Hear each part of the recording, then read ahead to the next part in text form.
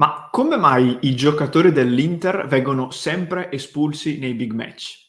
Dopo Liverpool-Inter 0-1, ben ritrovati amiche e amici di Passione Inter, ci siamo fatti questa domanda in redazione su uno spunto del nostro Fabrizio, abbiamo poi buttato giù qualche idea con tutti i ragazzi, con Lorenzo, Pietro, Alessio e tutti gli altri, e ci siamo chiesti appunto questo: come mai nelle partite decisive in particolare i giocatori dell'Inter, alcuni giocatori dell'Inter soprattutto, vengono espulsi? Ci sono stati degli episodi anche nelle scorse edizioni della Champions League, in particolare io sono andato poi a ripercorrermi appunto le varie partite, i momenti in cui sono arrivate le espulsioni, le motivazioni chiaramente che si sono viste sul campo, e in questo episodio cercherò di darvi due possibili letture, una in particolare che viene dal nostro Lorenzo e che è più una lettura atletica, una motivazione atletica diciamo così, mentre l'altra che ho pensato io è più di tipo mentale, detto che è una tematica molto particolare in cui secondo me non c'è una vera verità, una risposta assoluta, e quindi come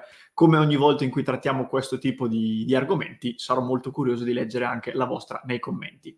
Prima di partire quindi vi ricordo di iscrivervi al canale se ancora non lo avete fatto, così non vi perdete tutti i nuovi contenuti che pubblichiamo, come vi ricordo, ogni giorno. Partiamo ora all'interno di questa piccola analisi in questo episodio. Allora, dicevamo Liverpool-Inter, l'Inter vince 0-1, arriva a trovare un gol con una grande giocata di Lautaro Martinez, riapre una qualificazione che sulla carta sembrava sostanzialmente chiusa anche prima dell'andata e a maggior ragione dopo il match di andata. Il sogno però di recuperare, di fare una rimonta sul fenomenale Liverpool di Jürgen Klopp si infrange dopo soli 1-2 minuti dal gol di Lautaro a causa dell'espulsione di Alexis Sanchez. Purtroppo questa espulsione, dicevo, è l'ennesimo caso di un cartellino rosso che un giocatore dell'Inter subisce in una partita di Champions League. Ce ne sono stati 3 negli ultimi 2 anni e l'unico che è arrivato in una partita non decisiva o comunque non importantissima è stato quello ai danni di Nicolo Barella nell'ultima gara del girone contro il Real Madrid. Una gara che potenzialmente poteva portare l'Inter addirittura al primo posto se avesse battuto il Real al Bernabeu, però diciamo che questo non era diciamo l'impresa più facile del mondo, e comunque l'Inter si era data come obiettivo quella di arrivare agli ottavi, e quindi quella partita era stata affrontata dicendo proviamoci, ma se non ce la facciamo non è un dramma. Mentre le altre due, che fra poco vediamo, compresa quest'ultima di Sanchez, purtroppo sono arrivate in partite molto importanti e decisive. Allora, partiamo da quest'ultima. Dicevo, così facciamo anche un po' un resoconto di quello che è accaduto. Minuto 63, Lautaro Martinez ha appena trovato il gol. Sanchez, qui devo dire un po' sfortunato. Per me questa espulsione è quella meno grave a livello proprio di motivo per cui è arrivata, non di partita chiaramente, perché Sanchez interviene in scivolata sul pallone anticipando Fabinho, e poi un po' sfortunato, un po' sciocco, non abbassa il piede destro con cui colpisce il pallone che rimane leggermente alto. Fabinho arriva di gran carriera dalla destra e il piede di Sanchez, i tacchetti impattano sulla caviglia di Fabinho. In diretta anche con Lorenzo ci siamo un pochino arrabbiati nei confronti dell'arbitro perché sembrava un giallo un pochino diciamo severo, non voglio dire esagerato ma quantomeno severo. Devo dire che poi l'ho riguardata per bene ed in effetti il giallo ci sta. C'è una componente di sfortuna perché Sanchez comunque non prende palla e piede, prende prima il pallone e poi il piede, quindi c'è anche un po' di sfortuna, però anche un po' di ingenuità da parte sua, che doveva essere rapido ad abbassare il piede. Quindi doppio giallo, l'arbitro è la Oz, che peraltro l'aveva già mezzo risparmiato nel primo tempo per quel intervento duro su Thiago Alcantara, rosso che comunque ci può stare. Il secondo episodio risale sempre a questa stagione ed è l'espulsione di Nicolo Barella in Real Madrid-Inter 2-0. Il minuto curiosamente è il 62, quindi siamo quasi allo stesso minuto, 1-0 momentaneo per il Real Madrid. Barella riceve un colpo, una spallata da Militao e finisce contro i tabelloni pubblicitari al di là della linea laterale. Nel tentare di rialzarsi sferra un colpo a Militao con la mano chiusa, senza colpirlo con il pugno, però lo colpisce con l'avambraccio sul polpaccio. Una reazione che poi viene inizialmente persa dall'arbitro e poi suggerita dal VAR. Purtroppo viene estratto il cartellino rosso diretto, mentre a Militao viene dato il giallo. Condotta violenta, 2 giornate di stop. Anche qui sinceramente fatico a criticare la scelta di Brick, che era l'arbitro di allora. Molti hanno detto sì, però il colpo non era così cattivo, sì, però non lo ha preso con il pugno. però ragazzi è una reazione molto evidente. Il fatto che avesse il pugno chiuso poi è un altro segnale appunto di una manata volontaria, e che comunque era abbastanza evidente anche dalla dinamica. Cartellino rosso abbastanza inevitabile, sciocchezza di Nicolò Barella. L'espulsione secondo me più grave in assoluto, non so se ve la ricordate, cercherò di farvela ricordare io, è quella che invece però avviene la scorsa stagione. Inter-Real Madrid 0-2 a San Siro, Arturo Vidal al minuto 33 sullo 0-1 per il Real Madrid, causato peraltro da un rigore avvenuto per un fallo molto sciocco di Barella, di foga agonistica. Vidal ritiene di aver ricevuto un fallo a sua volta da calcio di rigore, l'arbitro Taylor non gli dà ragione, Vidal protesta, viene ammonito, Vidal continua a protestare e nello stesso istante viene anche ammonito per una seconda volta ed espulso appunto dall'arbitro Taylor. Anche qui non sappiamo cosa Vidal abbia detto, non sappiamo esattamente lo scambio, però non essendo una pratica comune quella che un giocatore venga ammonito e subito dopo riammonito, tendo a pensare che le motivazioni ci fossero, diciamo.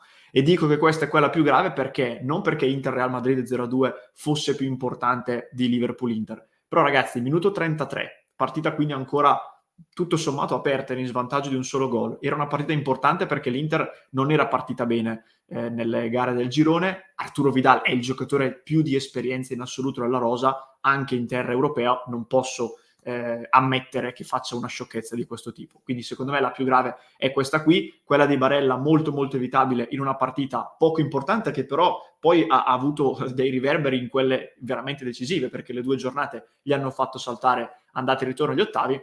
Quella di Sanchez purtroppo è un enorme peccato, ma è quella un po' più sportiva, diciamo, perché avviene a seguito di un fallo e non a seguito di reazioni o di proteste.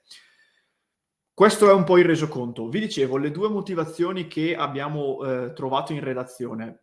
Lorenzo mi faceva notare una cosa molto interessante, ovvero, vi dicevo prima, la motivazione di tipo atletico. Io non so chi ieri abbia visto Real Madrid-Paris Saint-Germain, non so chi abbia visto l'andata, altre partite intereuropea. È abbastanza evidente che le big europee in particolare, secondo me non giochino un altro calcio, giochino proprio un altro sport. Cioè in alcune partite percepisci una velocità di esecuzione, ma anche a livello banalmente fisico, che ti fa veramente percepire un altro sport che non sia quello giocato in Serie A. E quindi Lorenzo mi diceva giustamente questa differenza di gamba e anche di valori tecnici, perché poi le big europee hanno anche dei valori tecnici che in Italia per la maggior parte dei casi ci possiamo sognare, ti mette un po' in difficoltà dal punto di vista sia della tenuta fisica, perché ti fanno correre a vuoto, perché comunque hanno giri del motore molto più alti dei tuoi e quindi tu per tenere testa devi andare a 1000, e anche dal punto di vista mentale, perché giocare 90 minuti con questa difficoltà atletica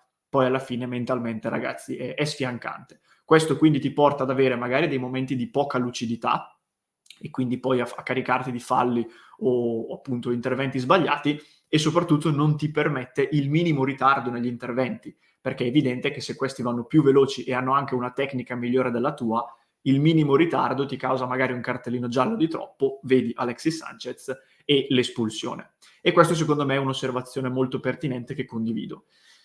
La motivazione mentale che invece ho dato io è un'altra e ve la metto sul tavolo perché è quella un po' più filosofica, diciamo, un po' meno legata a fattori concreti.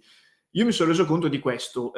L'unica caratteristica che secondo me veramente accomuna le 3 espulsioni di cui vi ho parlato poco fa è quella che vede l'Inter affrontare innanzitutto avversari più forti, perché sia il Real Madrid nelle 2 diverse sfide, sia il Liverpool di qualche giorno fa, sulla carta sono avversari più forti dell'Inter.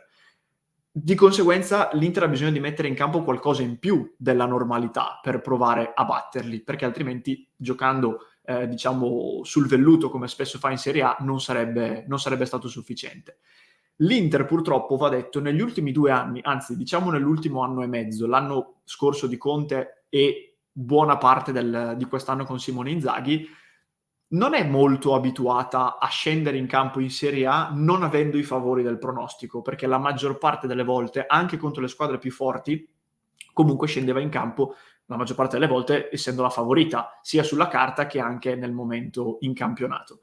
Di conseguenza non è più abituata l'Inter ormai da 1 anno e mezzo a questa parte a entrare in campo essendo la sfavorita e dovendo fare quel qualcosa in più che di solito è a carico della sua avversaria in Serie A.